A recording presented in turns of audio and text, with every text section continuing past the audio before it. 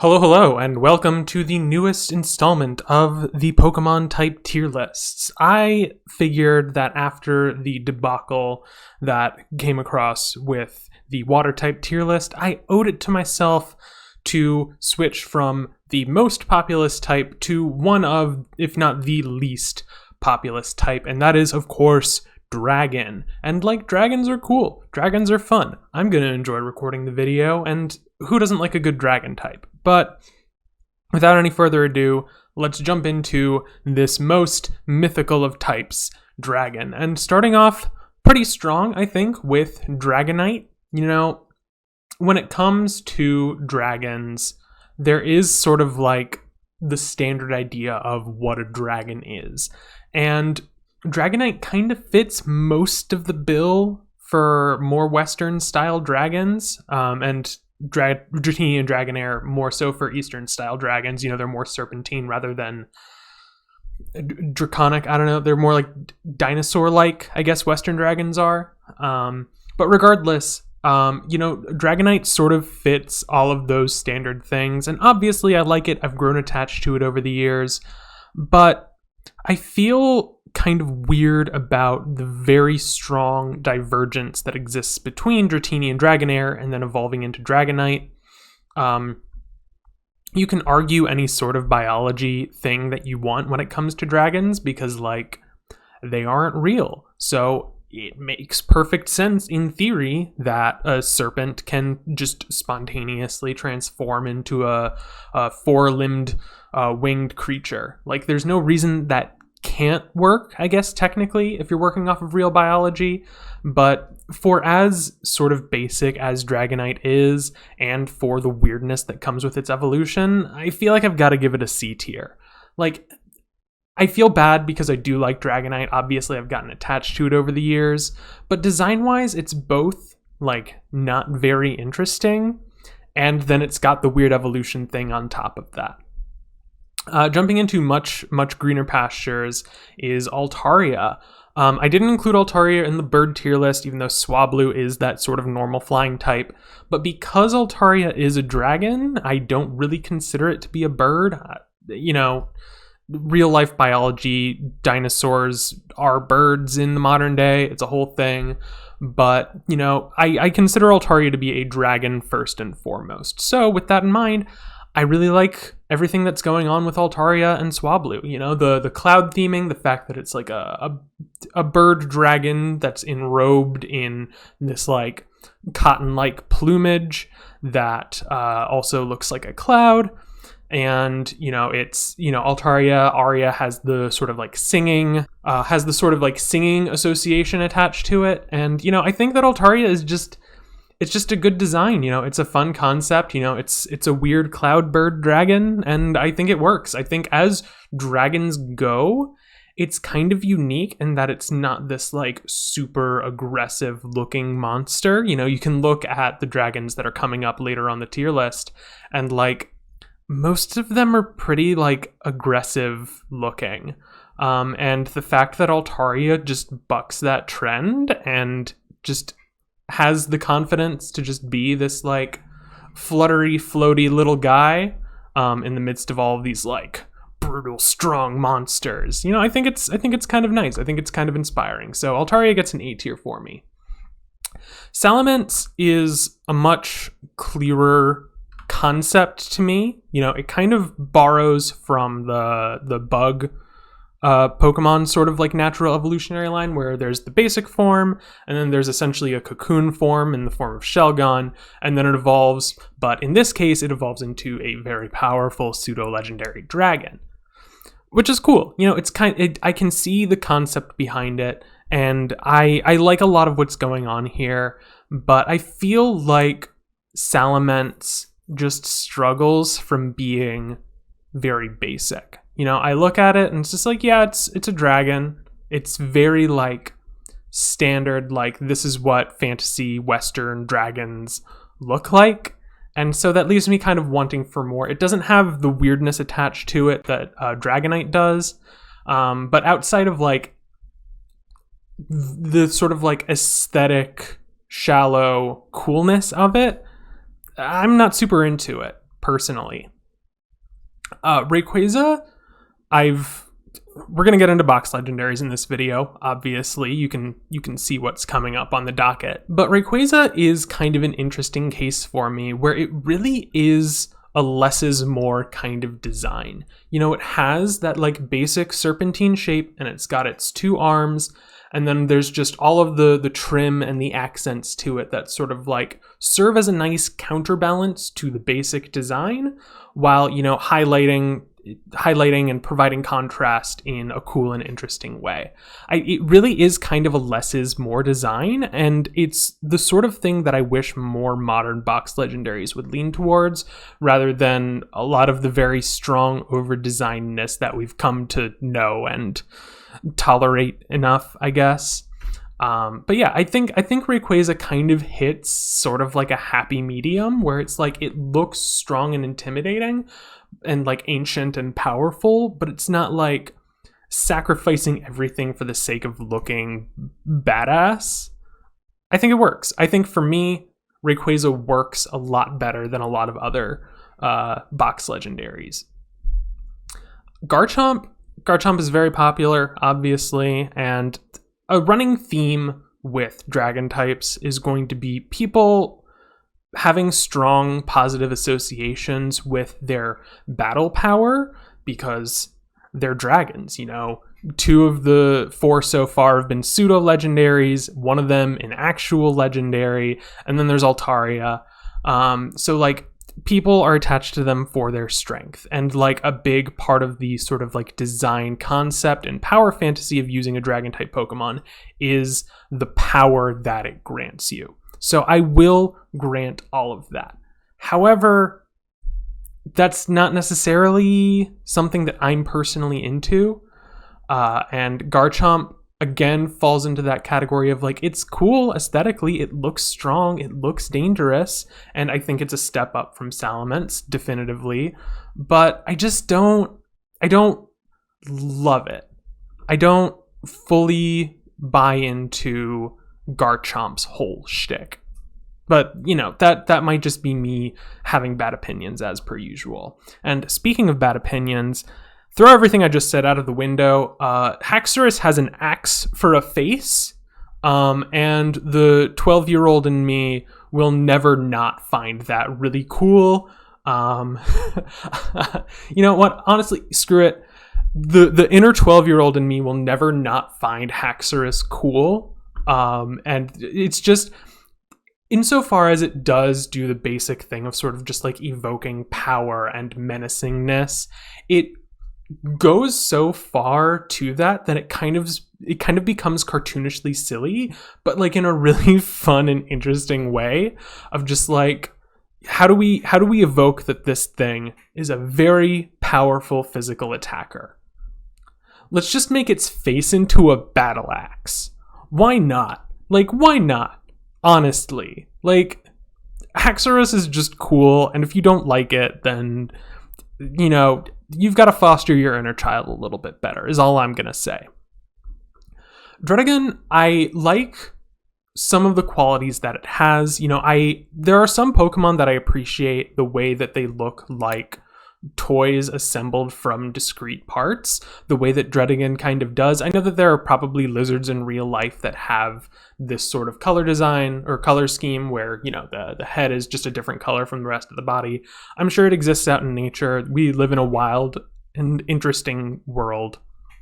But Druddigon looks like a toy, and I think it's kind of in a good way. You know, it still has that jaggedness and that aggression that you expect from a dragon type, but it also kind of looks like, you know, it could be a Saturday morning cartoon character, insofar as all Pokemon are Saturday morning cartoon characters.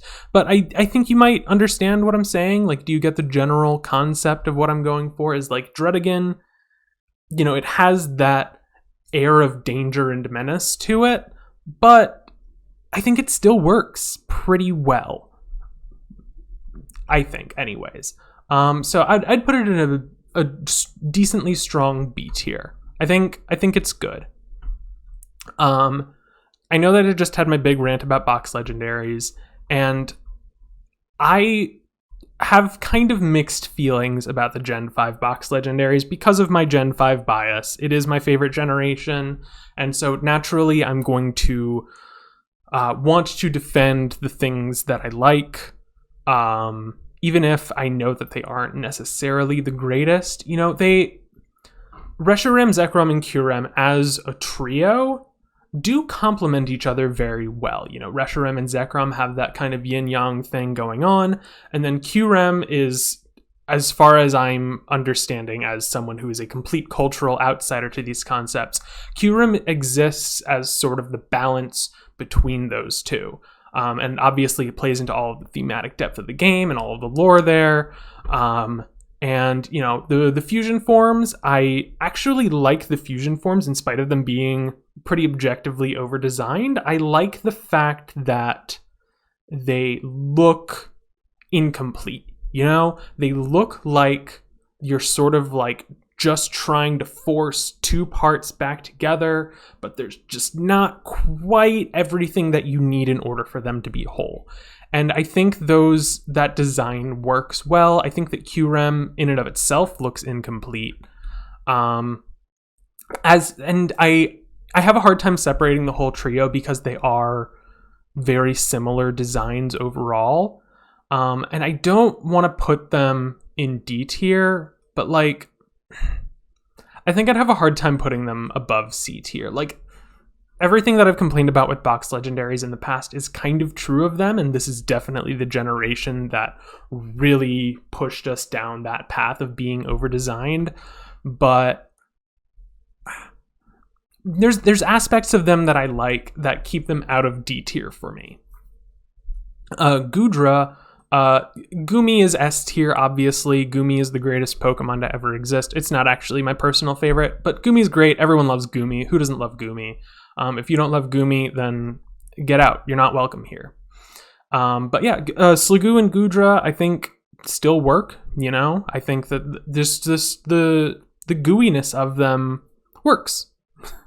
I don't know what to say. Like, it's such a fun and interesting concept for a dragon, and especially in the generation that introduced fairy types, they sort of like detached themselves from the idea that dragons needed to be this sort of like exclusive, strong, elite thing. And obviously Goodra is a pseudo-legendary Pokemon, but it's not like this like super dangerous, exclusive looking thing. Like, you just kind of like find it out in the wild, on pretty much on the beaten path. And, you know, Goodra kind of exemplifies that sort of characteristic of like, yes, it's very strong. Like, statistically, you can look at its stats and be like, yeah, that's a force to be reckoned with. But it still has that bit of like friendliness and openness and accessibility that a lot of the older pseudo-legendaries didn't, in favor of just evoking strength above all else to the exclusion of all else. So Goodra gets a lot of credit for me, and obviously Goomy is great. Noivern, I didn't include Noivern in the bird video because, in spite of being primary flying type, Noivern, as you might have noticed, is not a bird. It is like a wyvern bat sort of hybrid, and I like a lot of what's going on here. I think that Noivern is good. I am a Noivern fan. You know, I like that. You know, we've had all sorts of different draconic interpretations over the years, and so having this more bat-like wyvern style dragon, I think is cool. It creates like a fun divergence from the designs that we've come to expect over the years, similar to Goodra. I think it works. I don't think it's as good as Goodra because Goomy is perfect, but I think Noivern is good. And Noibat is cute. It is the second best bat Pokemon. Maybe third best. I don't know. I do like Woobat and Swoobat, but we'll get to it when we get to it. Zygarde I have to put in D tier. It's just this weird artifact, and like the whole thing where like it was introduced in Gen 6 as being part of the Xerneas and Yveltal trio, you know, the X, Y, Z. And it's fine. Like, the worm form, I think, is actually kind of the best form, as much as it is weird to say that. Because, you know, at least it has the Z thing going on, but it's not so, like, obvious and in your face. But it was introduced in Gen 6 And then we all expected there to be Z, because X, Y, and Z makes a very clear trio. We expected Z version, but then they released Omega Ruby and Alpha Sapphire, and then they released Sun and Moon. And so, like, Zygarde is in this weird place where, like, the game that it was introduced didn't actually introduce all of the lore and all of the everything that had to do with Zygarde, in spite of the fact that they easily could have dropped it as a DLC pack. Like, I know that it wasn't super a thing back then for 3DS games to have DLC, but, like, the infrastructure was there. You could download it on the Nintendo eShop. So, like, I don't know, Zygarde, and, like, I don't really like the dog form. I don't really like the perfect cell form, and the worm form isn't great. Like, I don't know. Zygarde is just weird to me. It exists in this really weird space of, like, what in the world are you doing, man? Anyways, so Kommo-o, Jangmo-o, Hakumo-o, and Kommo-o are, they're cool. I like the clanging cymbals sort of theming. Their very strong association with sound, I think, is kind of a fun and interesting gimmick. The fact that they're fighting dragons, so they're kind of like that scrappier, like rough and tumble types, and they have that almost like sumo style inspiration in addition to everything else going on. And I think they kind of evoke sort of like this very like ceremonial type of design. Like, this is the sort of thing that looks like it should like preside over a wedding, which is kind of an interesting take on a pseudo-legendary Pokemon. Like, it's not just strong for the sake of being strong.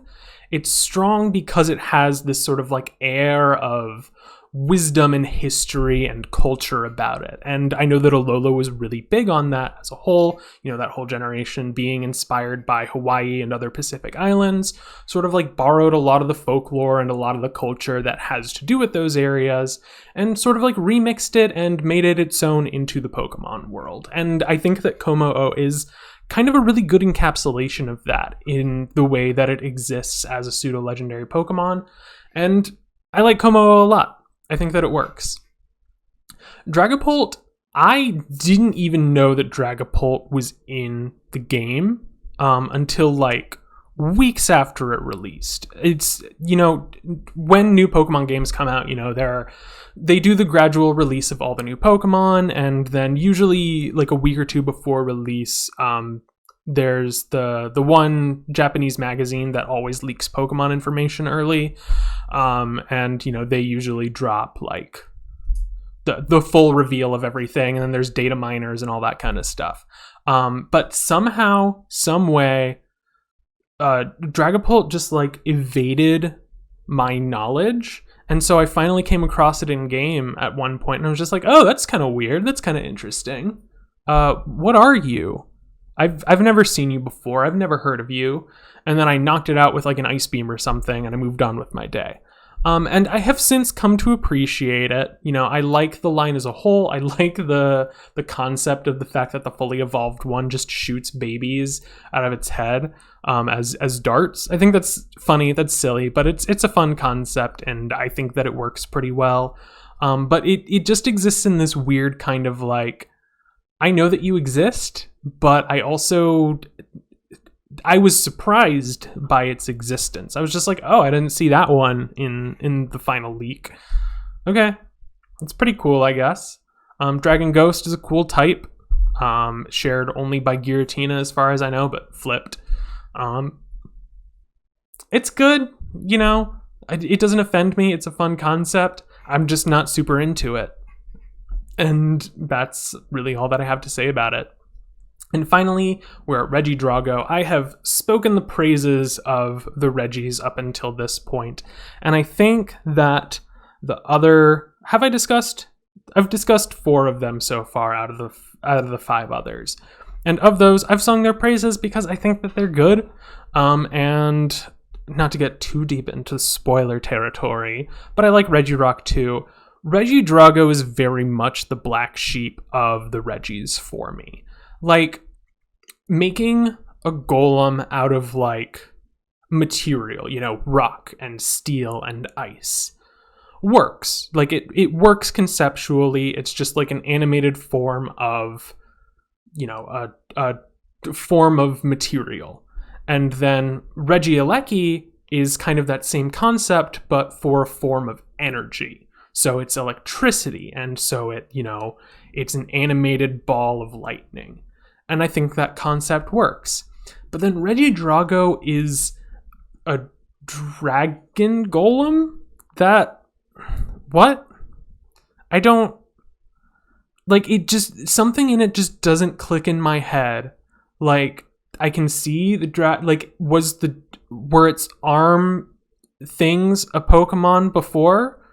Like, was there a big dragon that Regigigas took its skull and then animated it into... It's just a very weird type to pick. I think that dragon type and probably fairy type, are probably the only types that I think Regis just don't really work for conceptually, because they're not like a material or a form of energy or an element, They're just animals, at the end of the day. Like dragon type is weirdly like the most animal-like type, because dragons are basically just lizards, dinosaurs, So having it turn into a golem is just kind of weird to me. It just breaks my brain a little bit. And like the design is fine. I just have this weird hang up. I can't wrap my head around it. But yeah, that's dragon types. Pretty much a perfect natural distribution there.